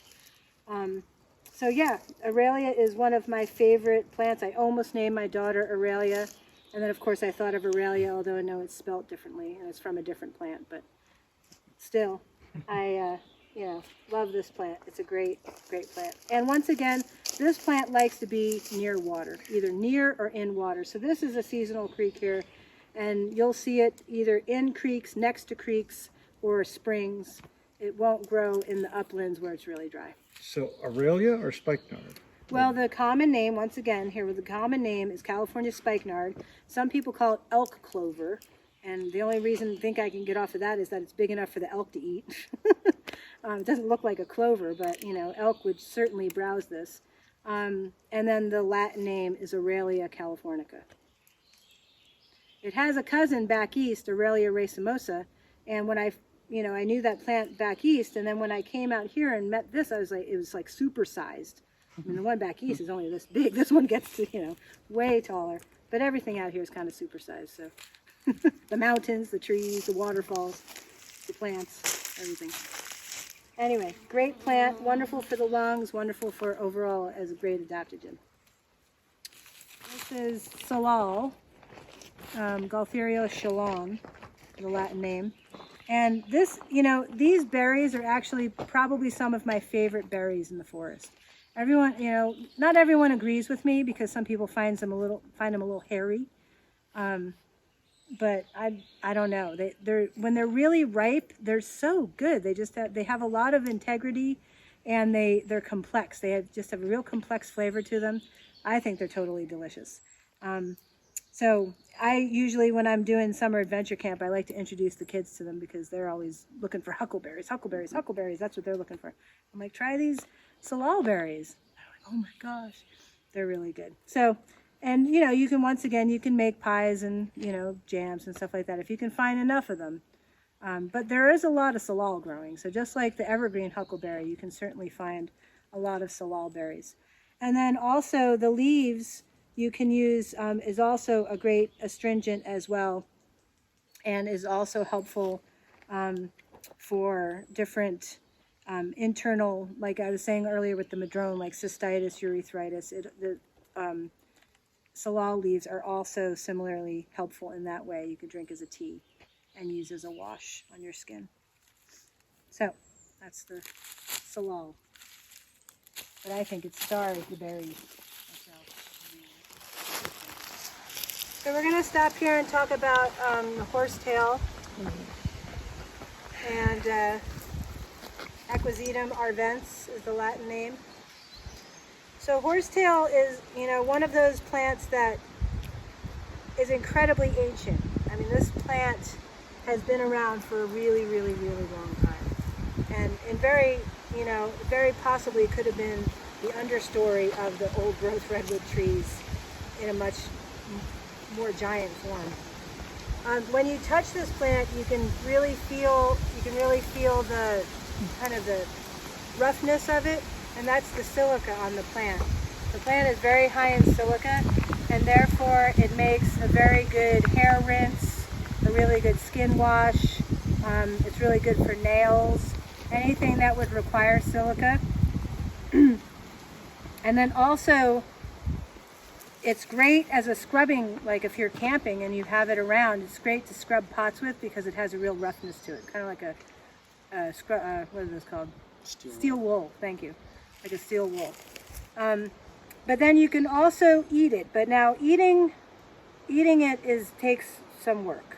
It's one of those things where you have to boil it and discard the water a little and boil it and boil it and boil it, and then you eventually get to something that's kind of like asparagus but not nearly as tasty.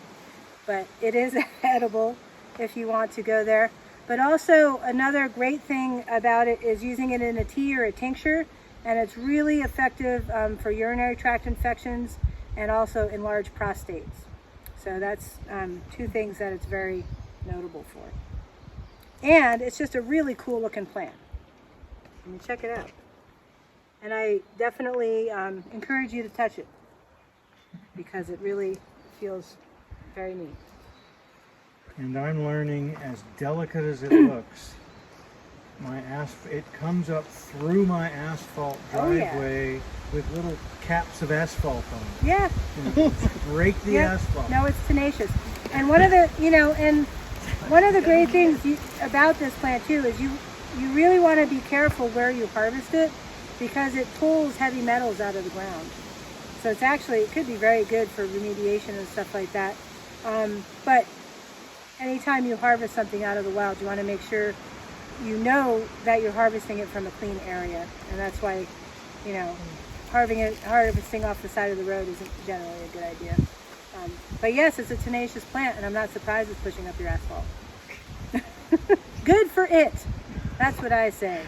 For all those plants in the Bad for the world asphalt. pushing up sidewalks, good for them. I celebrate when I see the dandelion coming through the sidewalk, and like, yes, look at you, right? Because it's basically showing us that nature bats last. So I use vinegar on it. Is there something better? In what regard? Well, I'm trying to kill Are you it. trying are you trying to pickle it? I'm trying to kill it. No, I do not want it breaking my asphalt. Well, it's coming from under your deck. Where's it coming from? I've got an asphalt driveway. Oh. And it comes through the asphalt. There won't be any crack in the asphalt. Yeah. And well, there's yeah, it makes its own crack. makes- It said, I was here first. I don't exactly know how to tell you to get rid of it, but You have to move the driveway. Or drive more frequently. I mean, vinegar driveway. probably could work for a little bit, but well, it's- it seems to Yeah. knock it down. I mean, It'll I have to probably go back knock it every down. few months, Yeah. but it does knock it down. Yeah. It definitely. it'll does. just take being persistent, just as. I mean, it's better than Roundup. You know, Oh so, gosh, yeah. So- Don't use Roundup. Yeah. Alder is Alnus rubra, and it's a really wonderful plant. It makes these little cones, and then there's little catkins that are like these little droopy things. So you'll see in the spring the cones and the catkins that hang down from the tree.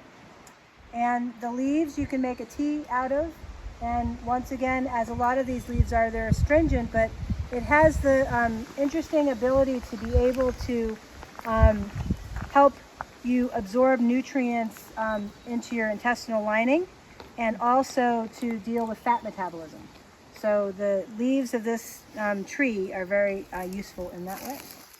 What's the difference between the cone and the catkin? The male and the female parts. Oh, okay. Yeah. So you use cones. What do you use the cones for? I don't use the cones. The plant uses the cones to keep doing its thing. Christmas With the decorations. catkins. Thank you The for that. With catkins, the the cones, they get together. Any children? There's no children here. It's okay. We can talk about that. They do their thing. Right. This is a toxic botanical. This is Foxglove digitalis. It's a beautiful plant. It makes beautiful flowers, and the bees love it. But it's definitely not something you want to use or have your kids play with or anything like that, because it can really harm you. However, it's Foxglove digitalis. Sure. So, but they have made, heart medicine from this, and when they isolate certain components. But as a whole plant medicine, I mean, you could use it in small dosages, but you need to exactly know what you're doing, so I would never recommend it. That's what it comes down to. I always tell Azalea to just look at it and keep walking. Because it's beautiful. I mean, they get this tall, they have beautiful flowers, the bees love them. But, and the unfortunate thing is that to the untrained eye, they look a lot like mullein. And so I don't think they look like mullein, but when they're younger, before they start elongating like this, they look like mullein leaves, which are a great medicine for the respiratory system, but I think look differently. But to the untrained eye, you could really think it. So you want to make sure that that kids know that this is not mullein. This is foxglove, and do not use it. But it's still a beautiful plant, but a toxic botanical. Now, sweet woodruff, and I told you it had a real clingy cousin, and this is it. This is cleavers. Now, cleavers is a great plant, especially when it's young. Matt, can I borrow you for a minute? Yep. So, Yep. cleavers is sticky, and it really grabs onto you. Yeah. And then it makes these little burr-like things that your animals will bring home, so a lot of people don't really like cleavers. However, when it's young and before it gets to this really sticky stage, it's not really sticky, it's more grippy. It's what would you call it? Velcro. It's rough, What? Velcro. Velcro. It's like Velcro. It's nature's Velcro. probably what they fashioned Velcro after. Anyway, before it gets to the stage when it's just coming up in the early spring and it's really small, you can eat it. It's an edible. So I have put it into pesto and things like that. But when it gets to this stage, do not do that. I was once on a hike with someone, and he told me that he made the worst mistake in his life as an herbalist because he was trying to show people that he could, that cleavers was edible, and he tossed one in the back of his throat and it got stuck. Anyway, so when you're leading a hike and something gets stuck in your throat, that's probably not a good idea. But when it's young and before it gets to this Velcro type stage, then it is edible and actually quite tasty. I tincture it when it's in the young form, right when it's coming up in the spring, because it's one of the main plants I use for the lymphatic system. So when you have swollen glands and you need to drain, it's really good for lymphatic drainage. And so this could be used along with ceanothus, red root, which we don't have that species around here, but we have a lot of ceanothus. But I mainly use cleavers for any sort of swollen glands or lymphatic inflammation. And it's really good for that. It's like a cat tongue. And there you go. And it's a cool plant. But, as you know, it will make quite the mat in other plants, and sometimes you have to pull it out. But it'll come back. Nice patch here of spring beauty, Claytonia lanceolata. And it's these little pink flowering plants. Now, this plant, the whole plant is edible, and it's kind of similar to chickweed and miner's lettuce in the fact that it has a real succulent stem and leaves, and so it's very tasty in a wild salad or to put on a sandwich or something like that, because it really has a juiciness to it.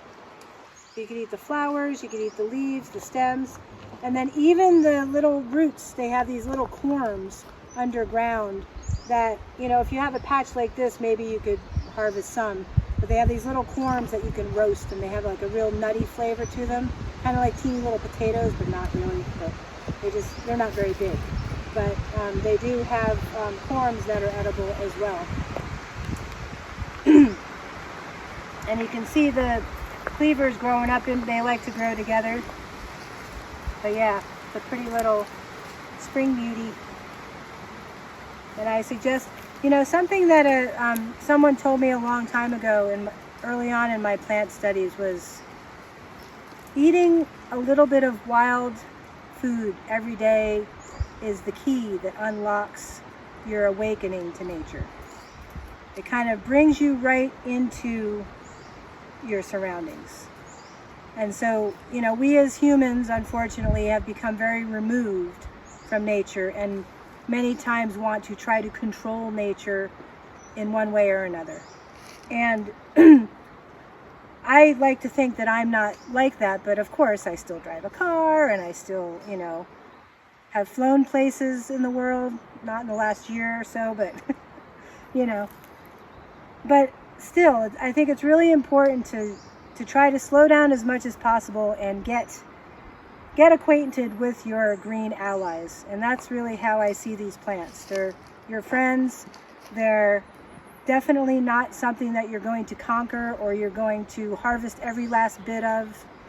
But, get used to them. Get, familiar with them. And a lot of times when I first moved here 22 years ago, what I would do is just sit in the middle of a bunch of plants for hours. And some of them I would look in a book and identify them, because that's, how I've been trained. But some of them I would also just listen to and sit with. And some I would taste, and some I would smell, and some I would rub on my skin. And sometimes I made mistakes, because we all do. But I think it's really, plants like this are really a great way to introduce you to the wild world. And so I encourage you to take a little piece of miner's lettuce, take a little piece of chickweed, take a little piece of, the spring beauty, and eat it. And it really does, bring you right in close with your natural surroundings.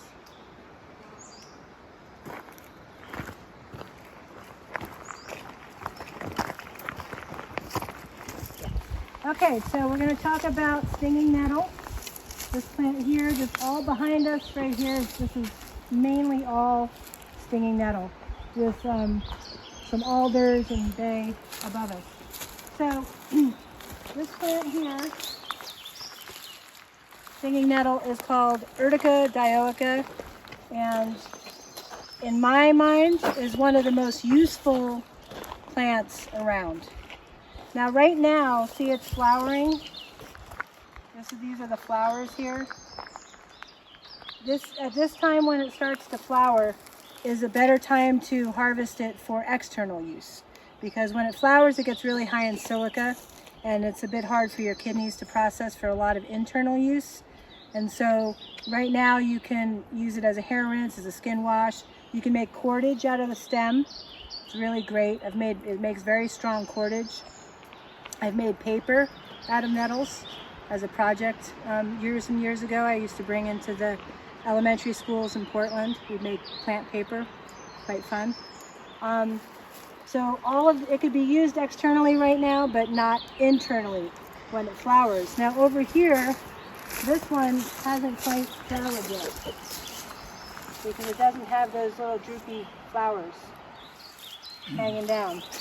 And so when it hasn't flowered, usually around January here in Whitethorn, the nettles start coming up. And so that's when I start harvesting them for internal use. And I use them for a lot of different things. So they're an incredible strengthening and tonifying plant for your immune system and for your whole body. They're incredibly high in vitamins and minerals.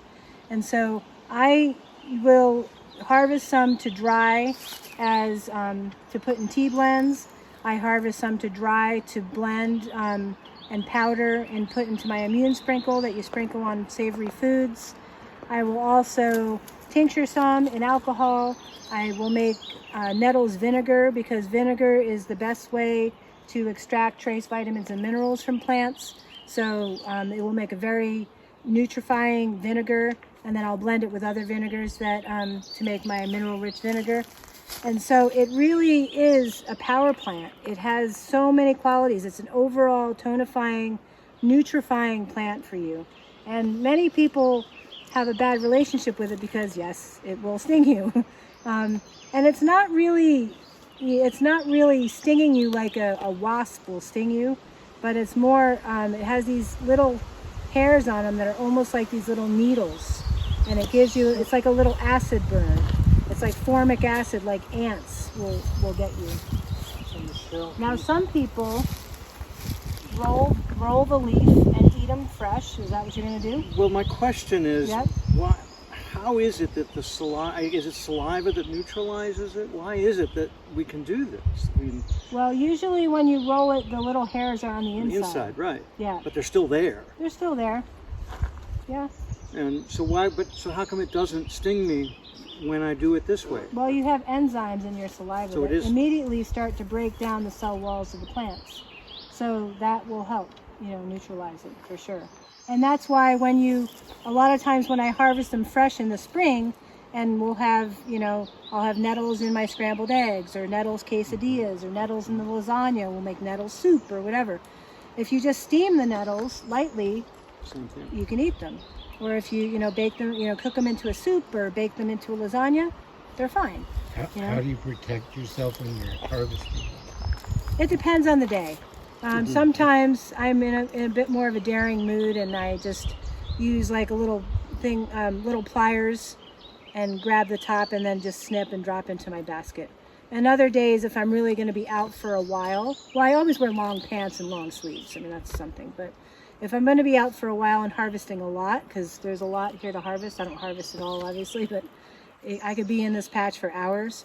Then I'll wear gloves and use snips and drop them into my bag or my basket or whatever I'm harvesting into. I'm about to harvest my patch for my compost. I Yep, hear that it's making supposed to be compost excellent tea. for compost. Excellent for compost Is there a tea. best time to harvest it for that purpose? Well, yeah, I mean, you can harvest it when it flowers. So it's for okay that. even after. I'm worried about getting seed, about putting seed in my compost. But no, I wouldn't worry about it, because Okay, when it's good. flowering, it hasn't gone to seed yet, so it should be fine right now.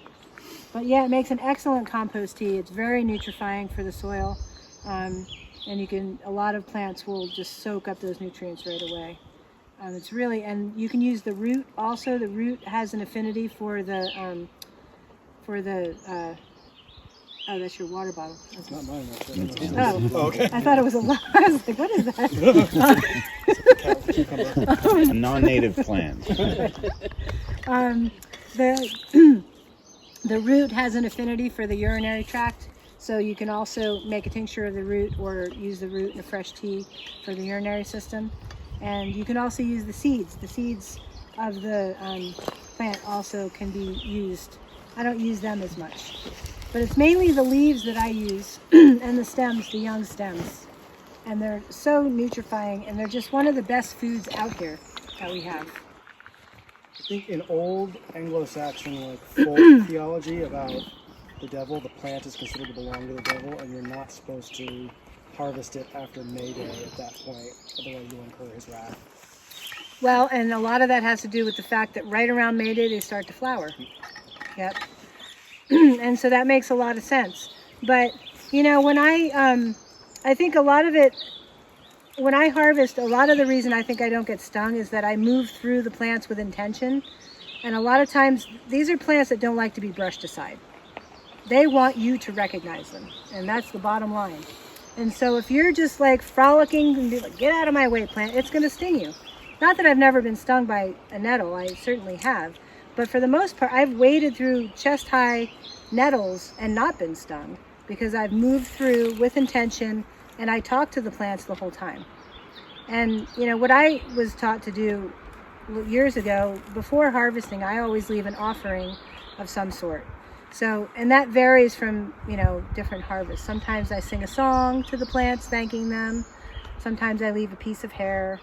Sometimes I leave some white sage that I grew. But I always think it's really important to say thank you.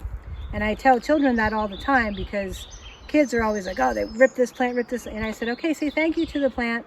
They grew that. It takes a lot of effort to grow that. So please say thank you to the plant. And we all have different ways of saying thank you. But usually when I leave an offering to a plant, I consider it the grandmother plant. I don't harvest that plant. I move on to a different plant. And that's my offering plant. And then I move on to other plants to harvest. And as I walk through the plants, I say, thank you for your medicine. I'm here to harvest you, to make food for my family, to make medicine for my community and my family. And I talk to the plants and I tell them my intention. That to me feels good. And to other people may seem kooky, but, I think it's my connection with the plants, And I think we have a good relationship because of that. So, nettles is an amazing plant, and I encourage you to, form your own relationship with them.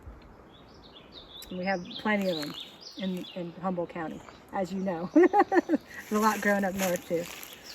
All right. On the nettles, and then right next to this alder tree here to the left is a salmonberry, and it's not, I thought it has a little bit of a flower right there. Do you see the little kind of magenta flower? Yeah. So salmonberry is another one of the nice native berries around here, and they form these really pretty magenta flowers, and then the berries are kind of a salmony orangish color that are ripe later in the summer. They're not, I honestly can say they're not my favorite berry. I don't find them very flavorful. They're okay. I prefer to leave them for the birds, I think. I prefer thimbleberries and sorrelberries and things like that. But they're a beautiful plant. I love their growth pattern. And I love their flowers, and they do provide, nice food for the wildlife. Stop and talk about redwood, Sequoia sempervirens. And I love being right here because usually I can't touch the redwood branches and actually get to the new growth and the needles and such. So this is a really great spot because the redwood has some new growth on it as well. And just like with the fir tips, you can also eat the redwood tips. But once again, you don't want to eat them all because it is the new growth, and they need to do what they need to do. But redwood, I think, is a pretty, obviously a quintessential species in this area, and I really feel that many times plants will grow in areas and be good for certain ailments that may afflict people. So the reason I say that is because, especially where you live, Stuart, where it's like really moist and damp a lot of times, not as much here in Whitethorn because we have really hot sunny days. A lot of people will get, the Humboldt crud, that kind of just real phlegmy, congested kind of, respiratory deal. And redwood is very good for that.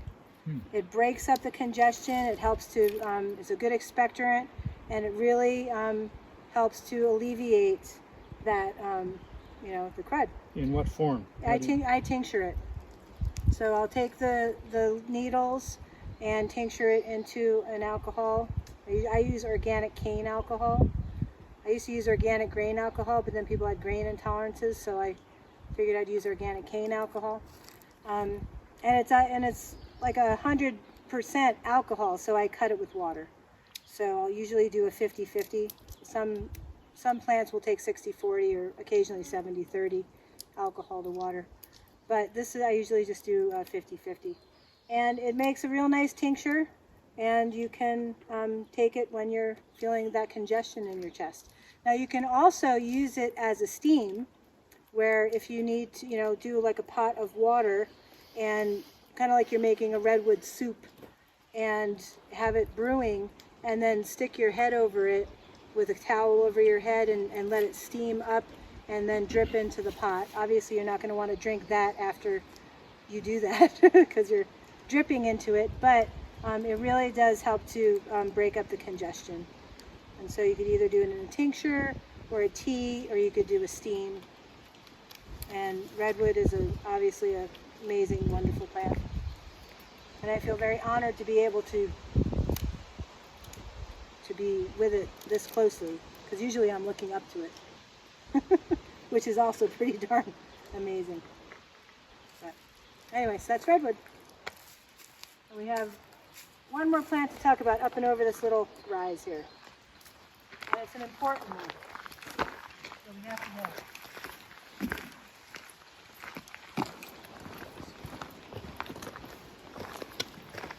This will come up here. This one right here. Okay. So this is Oregon grape. And Mahonia nervosa. There's several different species. There's also aquifolium and repens, which goes along the ground. The aquifolium gets really tall. And this plant is also one of my favorite plants in this forest, along with the Aurelia, along with the California spikeyard. And so I use this probably more than any other plant to keep me healthy. Whether it's working with children all the time, or traveling, or whatever it may be, it keeps my immune system quite strong as I slip down the hill. And what I harvest out of this is the root. Now, before you would harvest the root, this time of year you don't want to harvest the root because the plant is putting its energy into putting off new leaves and then also making a flower eventually. And then eventually berries. And you can see up here, I think I'm just going to sit down next to this plant.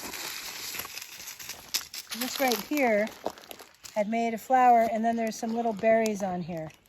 These are what are considered the grapes. They're not really grapes, but they eventually turn a real dark purple. They are edible, but they're incredibly sour. So you can certainly eat them, but many times when people harvest them, they will mix them with a fair amount of sweetener to make a jam or whatever they want to make with the Oregon grapes or the berries here. So those are edible. The birds love them. But what I use the most out of here is the root. And so it's a rhizome. This whole plant community here, you can see all the Oregon grape growing around. Not this plant here, this is a tan oak, but all of the other plants around are all connected by rhizome underneath the ground. So they form like a plant community. And so usually when I harvest this plant, I will unearth around the root and follow the root to see which direction it's going, and then start gently tugging on it. Now, if it sets up any resistance, if it really doesn't come easily, then I usually put the earth back around it and leave it, because it's telling me it's not ready to be harvested. And usually the ones that want to harvest, they come out and they break right where they want to break. And so then I will cut the root and leave some root hairs below the foliage, and then put that back in the ground to make sure that those root hairs will turn into more roots later on. About how big around is the root? Is it like finger size? Or? It varies. It can be anywhere from, finger size to even to smaller, to big. I've harvested roots that were about that thick around. Okay. Some of the plants, especially the Mahonia aquifolium, get really big. They can have some really good sized roots. Okay. And so basically the root, I have a tincture here. You can see the berberine is the active ingredient, and it's a bright yellow color. So I don't know if you can see that. Can you all see that? Mm-hmm. Yeah.